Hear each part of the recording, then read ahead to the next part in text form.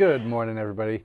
Welcome to EmpireCV.tv for another Wednesday, and this is actually an incredible Wednesday. But before we get into the books, I want to thank everyone who came down and supported the local creative women at the Creative Women Mini-Con this last Saturday.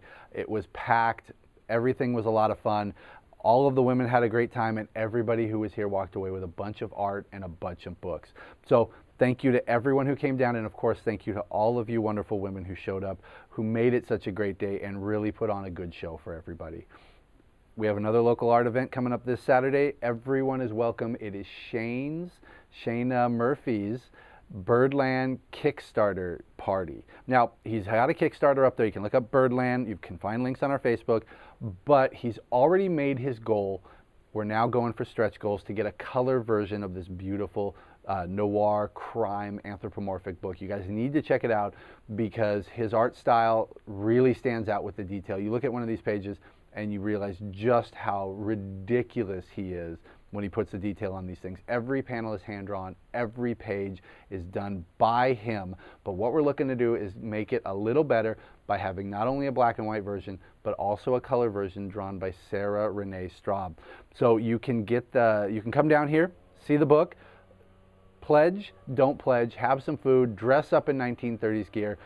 Everyone is welcome. Just come down, show your support, see what Shane's doing, and see what's coming soon from another great Sacramento talent.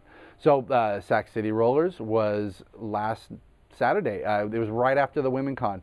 It was great. It was fun to go down there. Me, Jen, and a few of you all went down and had a really good time. So thank you, Sac City Rollers. And they took a group photo with me, and I felt ridiculous. I'm sure I looked ridiculous. Because for some reason I'm tall, so I always like hunch down, thinking that I won't be in the camera. How stupid is that? So I'll post the picture when I see it, but it'll be interesting. So on to the books. This one was only available in hardcover before. It's the One Trick Ripoff plus deep cuts by Paul Pope, all Paul Pope, a bunch of stories in one. It is really worth reading. It's got some heavy metal aspects to it. There's some sci-fi, just some really good Paul Pope stories. And Paul Pope is a beautiful artist. Really rough, ragged style, but it fits what he's telling. And a moving narrative of violence and hope. If that does not stir the soul. Speaking of a moving narrative of violence and hope, I watched the newest episode of Breaking Bad last night, and I'm really tired because I didn't watch it till late, but it was excellent. The last like 5 minutes were worth everything. I teared up. I probably cried out and woke my neighbors. It was wonderful. You guys need to watch Breaking Bad if you haven't seen it. Not you kids though. It's horrible. Walter White is a horrible, horrible person, and I don't know why I like it so much, but I can't stop watching him. See, look at this. Look at all these great transitions. Speaking of horrible people, and I'm not talking about Negan. I'm talking about Rick. Rick just can't get his stuff together. These people are, well, the end of the last one, he's been planning forever. It's been like 6 months. It's just talking heads, but it's still been good. He's been planning to take out Negan, getting local groups together, finding out where he's at. They were gonna essentially ambush him and take him out. The last one, they found out Negan's not as weak as they thought, and although his men don't use weapons, they have a lot of guns, and Rick's in a really bad position. Now, I was talking with a friend of mine, and he brought up the point that Negan has been extremely, he's been amicable about this whole thing. He has the superior force, and he hasn't taken everything from them. He just wants a tribute, and Rick needs to get in line. Now, that sounds extremely disturbing to me, and it sounds horrible, but in a world like this, Rick might want to consider giving up his ego and doing what he can to save these people. This was a good issue, and this is what really kicks off the war. Things start heating up in this, and there's a couple moments in there where you're just sitting there going, please don't let it be this person that dies. So, Saga, I had no transition for that, aside from another amazing book. We've been waiting 2 months for this. I have more on order, but we have 0 Saga trades in this store right now. With this built up, it has just gone. I don't think I need to say much about this except that it's out today. And if you don't have it on your saver, call me, email me, Facebook me, because so many people have added it that we are running short already and we had to order more. See, look at this. This is just an amazing week. More 0 year. We're getting into Batman's origin. This is the one where it kind of comes to a head. He's back in Gotham. He's done all his training. He doesn't know what to do. Things get pushed a little too far, and he finds his direction. As you can see, he's putting the glove on. So next issue is going to be excellent. That one was just a lot of fun. Allred, although it's not technically new this week, ours were all damaged. We got him back in. There's tigers in that issue.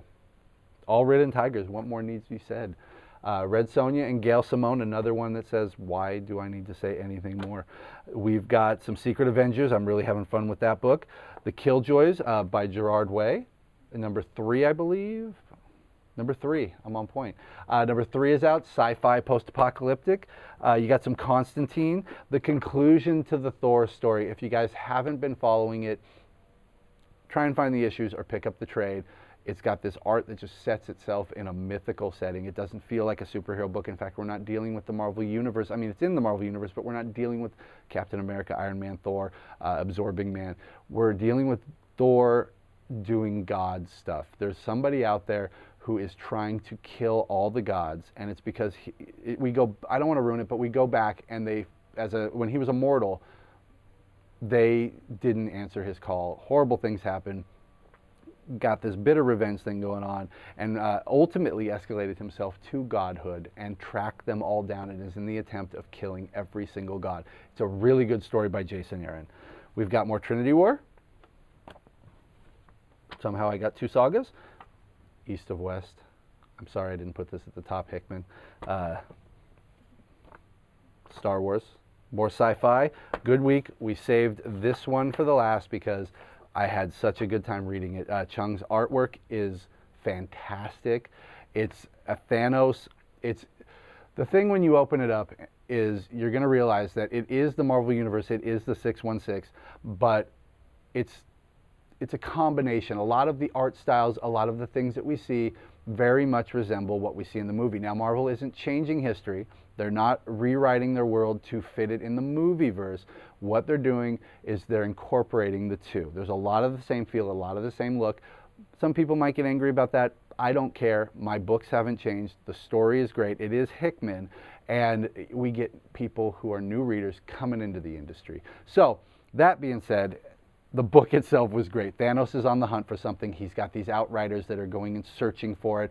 There's a massive invasion out in space. It's destroying the Kree. It's tearing up the Skrulls.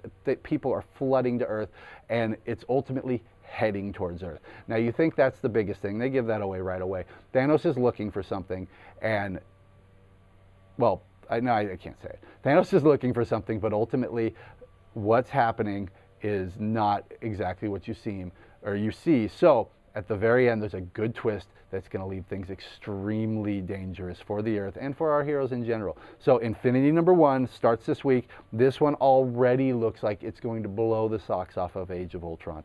It looks like it's going to be over the top. It's going to be massive. It's going to, if things go the way this first issue is setting up, the Earth is not going to be the same after this. So thank you very much, you guys.